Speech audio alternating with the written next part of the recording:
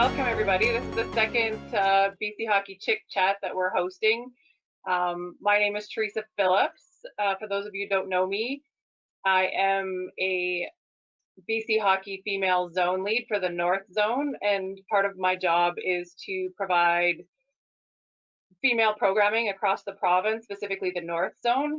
So we came up with the idea of Chick Chats to bring you guys some excellent female hockey guests to keep you guys engaged during this time where we don't have any ice and we don't know what's happening with hockey. So I would like to welcome our guest, Kelsey Roberts, from Kitimat Minor Hockey.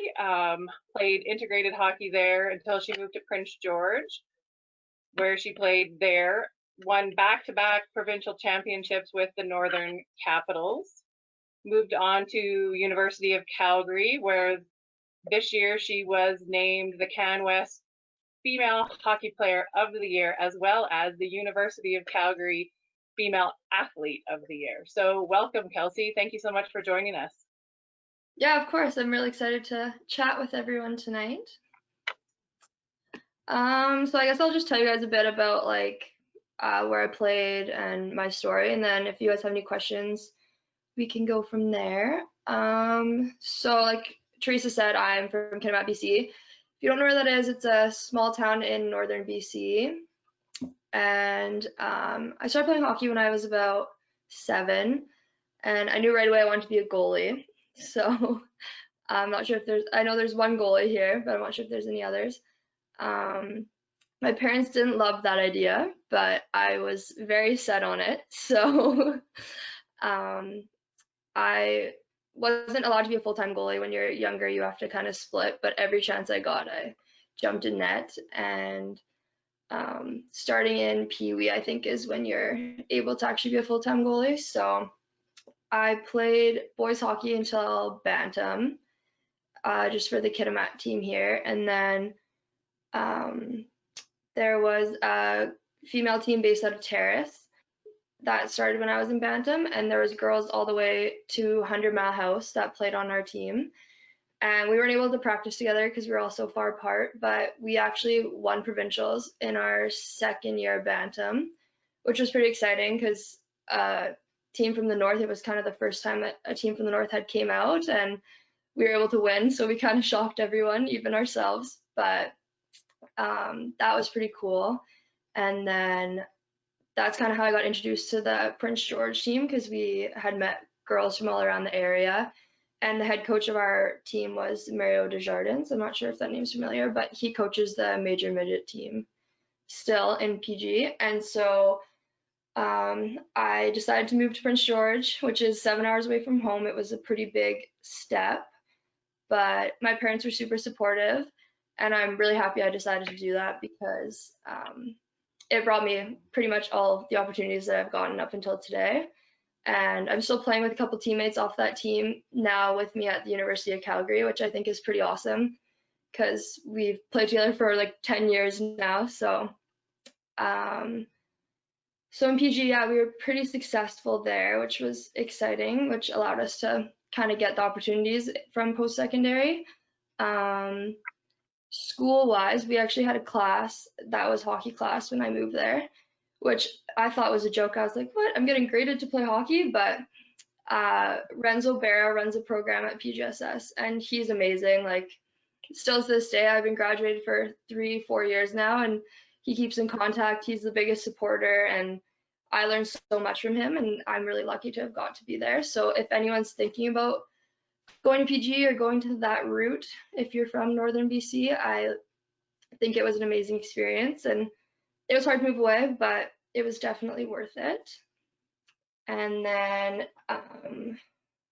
so currently I play for the University of Calgary, and it was quite a transition from major midget, like you're playing with girls up to 5 years older than you, so it's pretty intimidating, but the team dynamic and everything is amazing. Like, I couldn't ask for a better team from Calgary, and our coach is Danielle Goyette. I'm not sure if that name is familiar, but she is quite a hockey legend in the female world and in just the hockey world. She got inducted to the Hockey Hall of Fame actually in 2017. And it was pretty cool because we were playing there, like I was playing there then, so we kind of got to be a part of that. And to like be coached by someone of that caliber, like you couldn't really ask for much more. She's a huge role model, so when I got the call last summer inviting me to the Team Canada camp, like the first person I called was her, and she had so much amazing advice for me, and just hearing from someone who had been through the process and that was able to kind of give me advice and calm my nerves and kind of tell me what to expect when I was going to be there, like that was a huge asset to me. And so I've been lucky to work with her for 4 years, and hopefully this season coming up, I know we're not sure what exactly is going to happen, but I have 1 year left to play there, so I'm really excited to see like what will come of that. But I'll tell you guys a bit more about the Team Canada kind of experience for me. So last May, I moved home for the summer, just had a summer job, and so I thought it'd be worth it to come back. And I got an email from Hockey Canada, and I was kind of like, oh, this is interesting. And they were actually inviting me to the May camp, which is 3 days of just fitness testing, which I know it doesn't sound thrilling, but so I was so nervous. Like I haven't been through the Team Canada process at all. And basically I showed up there, didn't know anyone, and it was amazing. Like the coaches you get to meet, the other players you get to meet, like they're all so welcoming. They make you feel pretty like comfortable, even though it's like a very high intensity situation. So I went there. I was able to reach all the fitness tests that I needed, and then I got invited back to the August camp, which was a week long, and it was basically we had 2 teams, and we got to play against a bunch of other teams too. I think Team China was there. We played against a U Sports All-Star team, so a bunch of girls who I'd play with during the season. They put an all-star team together, and I get to play against them too. And that was definitely the most intimidating experience of my life. I didn't know what to expect, and it was very high pressure, but just being around those coaches and around those girls, I think like allowed me to excel so much more. And I took that forward to this season with the team, like not even just on the ice, but off the ice too. Like the amount they learn and they coach, and they don't make it like such an evaluation. More so, they just try to make you comfortable and be able to play at your best, which I think is a really cool approach, and is a lot different than what I've seen from other tryouts. And I think like that allows everyone to do quite a bit better. And then I was able to make that team, the U22 development team, and we went to Lake Placid and had a 3-game series there. I got to start one of the games, which I couldn't believe. I was like, what? But we ended up losing 2 of the games, and we won our last one, which, I mean, the last one is really what matters. So that was awesome. But I think my biggest takeaway from that experience, because going in, like, I was just thrilled to be there, and I told everyone, all my friends, I was like, there's no way I'm gonna make it, but like this is such a cool experience, like all that. And then when they told me I made the team, like I didn't even react, and it was the joke for the rest of the week. They're like, we told you made it, and you just sat there and stared at us. And I was like, yeah, I was shocked. But I think my biggest takeaway would definitely be just like I don't even know how to explain it. Like having experience like that, like you can't really put it into words, I guess. But just like being able to take all the things I learned like off the ice and from the coaches, and how many different aspects go into like playing, not just on the ice, but like your mental game, your confidence, your fitness, your nutrition, like like the amount of different coaches in every aspect that you could need. Like I think that was huge for me, like not realizing that those parts of your game were just as important as on the ice. And so I went back to the University of Calgary in September, and the rankings of the team come out every year, and there's 8 teams in our league, and we got ranked 8th. So that was kind of a tough way to start the year, but we went out and we proved that the rankings didn't mean anything. We were able to finish 2nd place in our league, And after not making the playoffs for 3 years, we made it to semifinals. And unfortunately, we lost 1-0 in game 3 in double overtime to not make it to nationals. So that was a tough one, but I think we were all so proud of ourselves, like going into the season and being ranked 8th and coming out in 2nd and being a goal away from nationals. I mean, it was huge for the program, it was huge for our confidence, and I think like we couldn't really ask for more. So hopefully this year, depending on everything that goes on, we can have another season just as good as that. Yeah.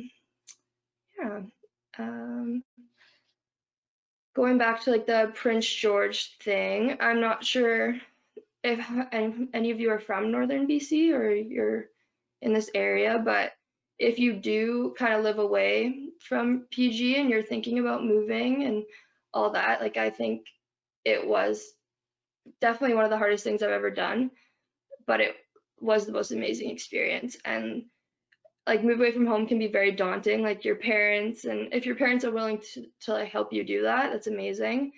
But the people I met and living with billets is definitely a adjustment as well, but I had some amazing billets that made the change quite easy for me, I would say. And just like now that you guys have like a northern team kind of put together, like knowing girls and having an idea of like who would be on your team with you, I think also really helps. Do you want to talk a little bit about what it was like to get the phone call about winning your Athlete of the Year awards? Yeah, sure. Yeah, so it's a bit different this year with everything going on. Normally we have a year-end banquet and we get to kind of have a big dinner and we're with all the other student athletes and they give out a bunch of awards.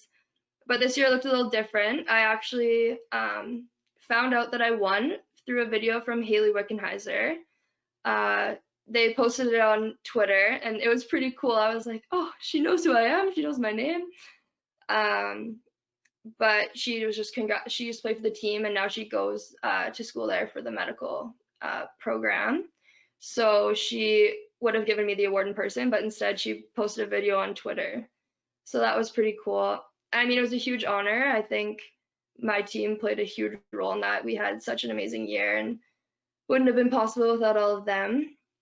And then the Can West Player of the Year, I actually also found out from Twitter, which was kind of funny, but they just posted on there and my phone kind of started going off and I was in class. I was like, what's going on? And then I was like, no way. But that was pretty cool. Again, though, I would give up all those in a second for our team to have made it to nationals, but that's okay. It was pretty amazing year. So. And then you had mentioned that the team that did go to nationals got cut short because of the COVID. Yeah, it did. So I actually got to fly to nationals too, just for the banquet. So I was there and I was with a few of the girls when they got the call saying that it got canceled.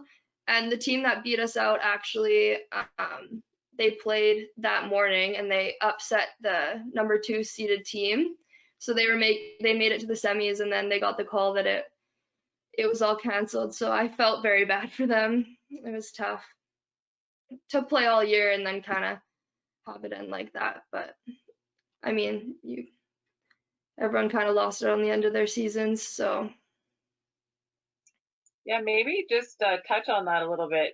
Tell the girls, we're all in the same boat here with seasons cut short and no ice, and maybe just talk to them a little bit about what you're doing to stay in shape, or just how you're staying engaged and stuff.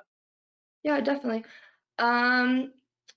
Yeah, so our season, like we got to play out the rest of our season, but we were still going to school and training, and then we all the classes went online and hockey kind of stopped for us. It was definitely hard. I mean, I think we were kind of ready for like a little bit of a break right when our season ended, so we took that, and then right when we got back on the ice, we were kind of told like there's no more this year. And I know a lot of you girls didn't get to go to your provincials and have your final tournaments and stuff, and I mean it's very hard for everyone. But for the summer right now, I'm just staying busy. Like I'm lucky in a small town. I know the owner of a gym, so they're able to give me a bunch of gym equipment um, to work out. But a lot of people aren't that in the same boat. But I've been doing like a lot of hiking. I've actually taken up golf. Um, I I've just been trying to do different things that are fun, like going on bike rides that are still active, but just like a different way to kind of keep in shape. And then hockey wise, for me, it's a little different as a goalie. It's pretty hard to do a lot of off ice stuff that relates, but like we have our own little like reaction balls and like stuff like that. But for players like stick handling, we our Danielle is huge on skating imitations. So there's tons of off ice moves that you can do that imitate a stride or just like really build power in your legs. So like we actually did like some videos with her and do our skating imitations and just try and like stay like we have kind of monthly team meetings and we're all just trying to stay positive and hope that next season we'll be able to go forward eventually. But for now, just trying to stay busy in other ways, doing other sports. I've also taken up tennis, just like different things that don't necessarily relate, but like you're still using all the muscles in your body and trying to do like different fun things in these times. I know it's hard, so. I'm just gonna, girls, if you guys have questions that you want to ask, just type them in the side chat and then I'll ask you to read them out loud if you want. Now's the time to think of those while we have her here. We don't always get opportunities to have a world-class athlete where we can ask our questions to. But I'm gonna ask a question. So some of the girls that want to go the university route, how did that happen for you? Did they scout you? Did you send out videos? How did that process look for you? Yeah, I'm not sure what you guys are thinking. I don't know much about the NCAA route because I never really wanted to go that way, but I can tell you guys about my experience. So I did make like recruiting videos in like grade 10, I would say, just to get them out there. But my team, we did go to a couple showcase tournaments. So like there's one in Notre Dame, Calgary, the Max tournament. I don't think they have a female side anymore, but we did go there. So at those tournaments, there was an opportunity for scouts to come and talk to you. Normally you have to have a parent around or someone, your coach. So that's where I met a few coaches. And then I had always been interested in the University of Calgary. Like I really like the city, I like the coaches, the team. And so I reached out to them and they had just happened to have a goalie that ended up having to quit mid-season. So they did have a spot open up for the next year. And so I just chatted with the assistant coach. I went for a tour. And then they gave me an offer after they came and watched a couple games, obviously. And then yeah, they gave me an offer. So obviously I took that and I was thrilled.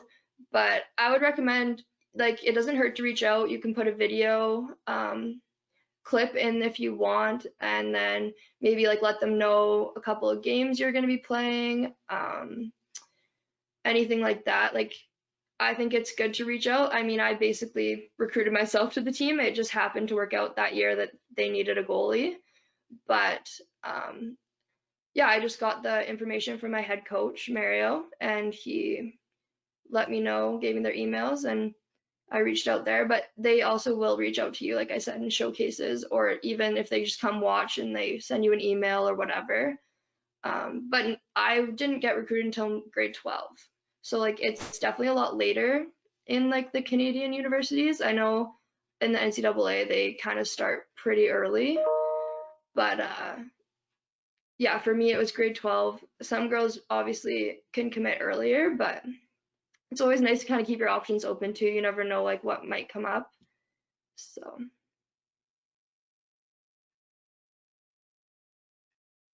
Maybe tell us a little bit on a training day or a game day what your routine is. okay. I can kind of give you like an idea of what a week would look like for university if that works. So university's a little different. Like all your classes are kind of like 50 minutes, an hour. So like you build your own schedule, which is nice because you can kind of work it around what works for you if you like your classes in the morning, the afternoon. But basically Monday, Tuesdays, we would practice in the evening and then have a workout after. So we'd be at the rink for probably like 4.5 hours, and then that's after school all day. And then Wednesday, we don't practice, but we have just like an off ice team weightlifting session. And then Thursday mornings, we practice and have like a goalie practice, which is obviously my favorite ice time of the week. And then Fridays, Saturdays are our game days. So Fridays look a little different. If we're at home, we still have to go to school, obviously. And then we get to the rink 2 hours before the game, so we have to be there at 5 if we play at 7. So normally pregame meal, I eat around 3:30. I like to eat early.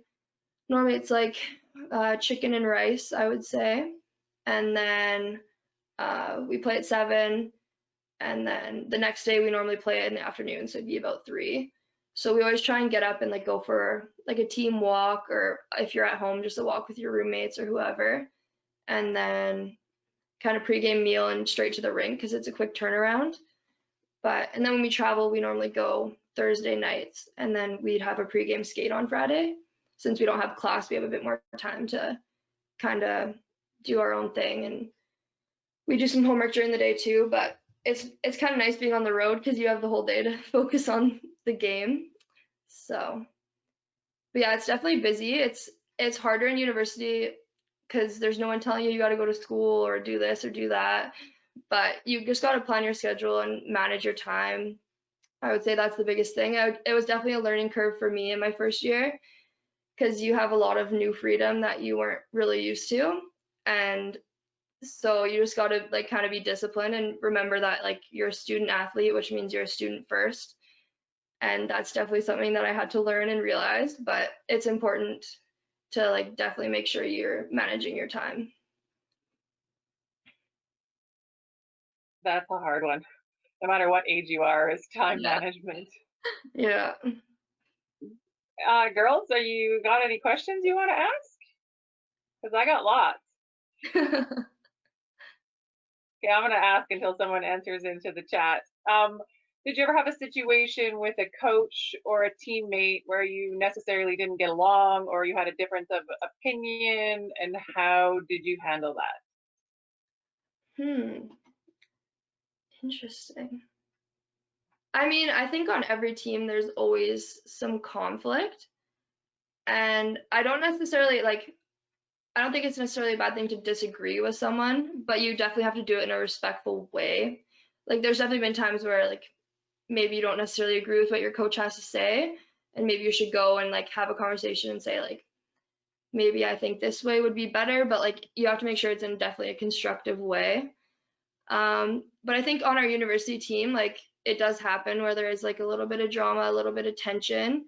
But I think it's important for like the leadership on the team to make sure that they can like kind of resolve that. You don't want anything to affect like the whole team kind of thing. So it's just important maybe if you do have an issue with someone to kind of deal with it and talk about it and then work through it, right? Because I mean, you don't want it to affect you as on the ice, off the ice.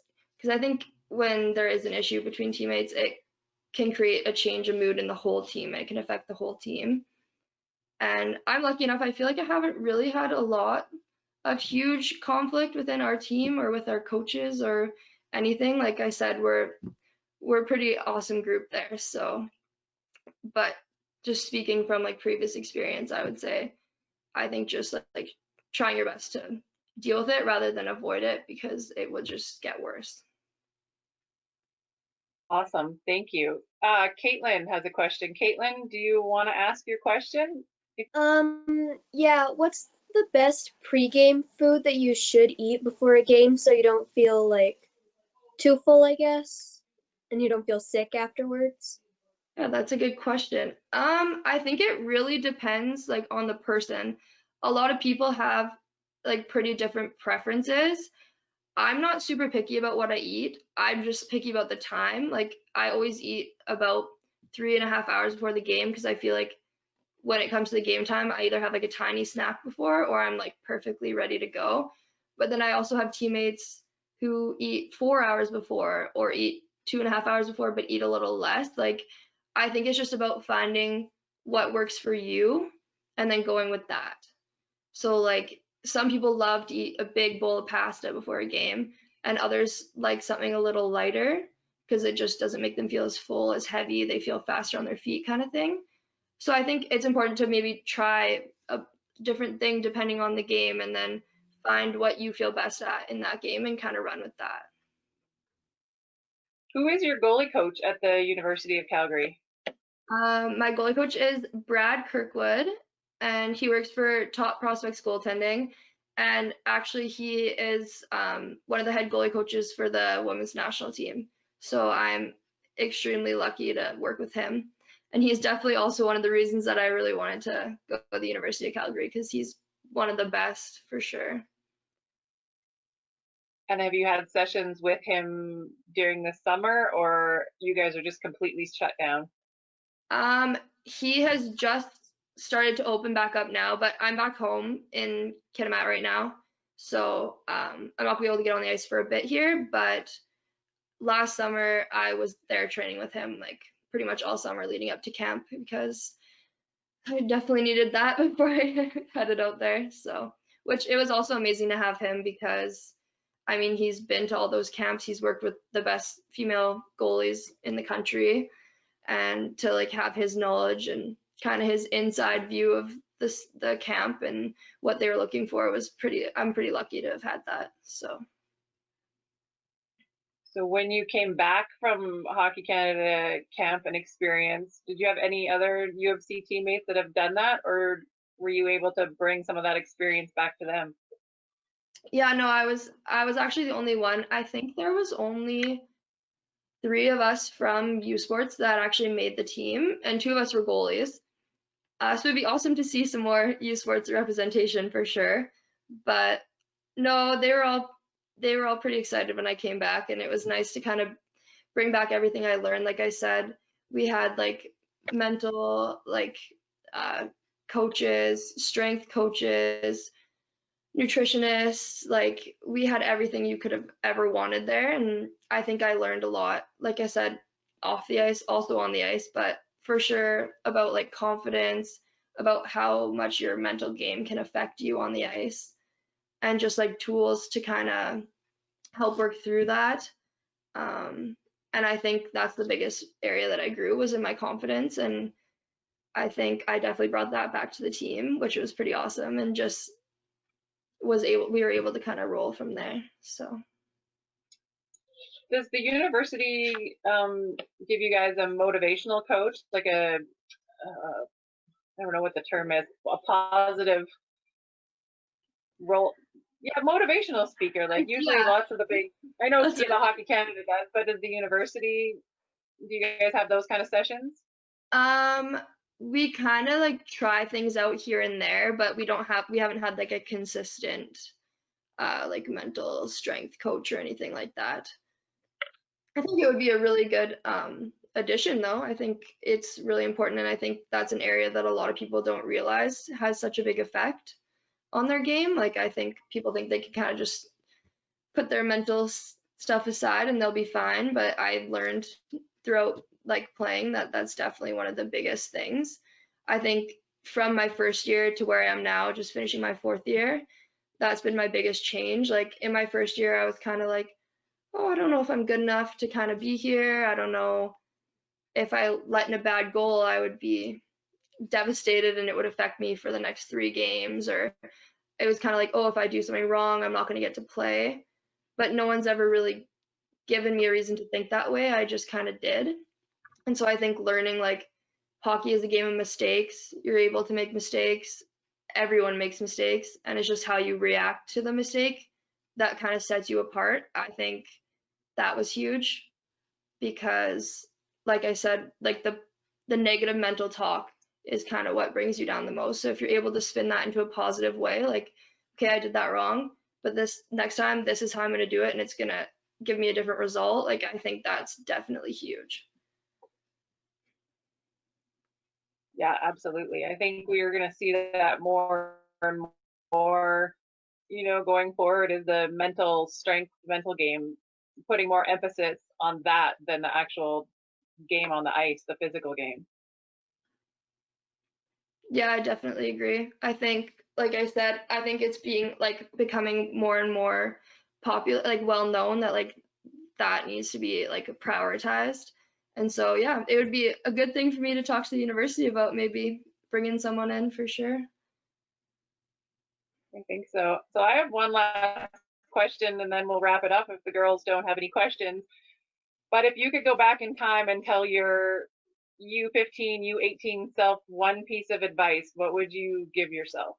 What advice would you tell yourself? Hmm. I think to just like never give up. So when I was, I guess, U15, the Team BC kind of tryouts and stuff were happening, and I got invited to that as an underage player.